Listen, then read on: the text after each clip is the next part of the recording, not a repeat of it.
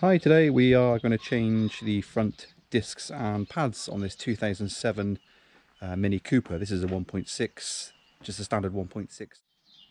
Okay, that's the wheel off. I've got an axle stand under there as well, just for double security. First thing I do is I use a wire brush and I just clean off around the top and the bottom caliper nut, the two nuts, and also clean the actual hanger top and bottom nut as well. Take a top nut out first and get a flat-headed screwdriver. Being careful not to damage the pins, this one's quite nice and loose.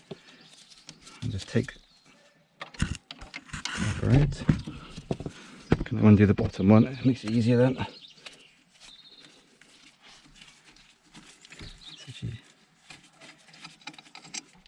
Okay, the caliper should now come away. And just a cheeky trick, what I'll do is I'll just actually cable tie the caliper up out the way as we're taking the disc right off.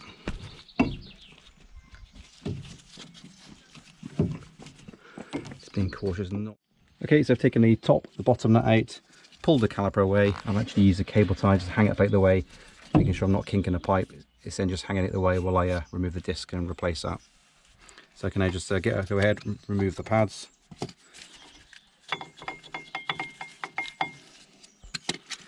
And you can see that the pads are actually been catching on the lip, and it's actually quite badly scored, and it's only wearing about 3/4. That's where the brakes aren't as good at the moment. So hopefully new discs make a huge difference. Okay, so while I'm undoing these two 16mm bolts for the hanger, taking the bottom one out, it's coming loose, just take the top one out. I've actually just sat the two sliders, the pads sit in, just sat them into some normal gunk, just to see how bad they are, get road muck on them. Okay, that's the hanger removed. Two 60mm bolts out. When we refit those, we'll just put a bit of Loctite on them. Next thing is get the actual disc off by using this star drive. So that's it out now, and this disc's nice and loose, it just comes straight off. I've only just noticed with this that there's actually no rear dust cover. You can see where it used to be, on here, riveted on there and down the bottom. So I'll have to see if I can source one from somewhere. Okay, these are the replacement discs and pads I've got. What we'll do is, prior to fitting them, I'll just give them a quick clean off with some decent brake cleaner. Just clean.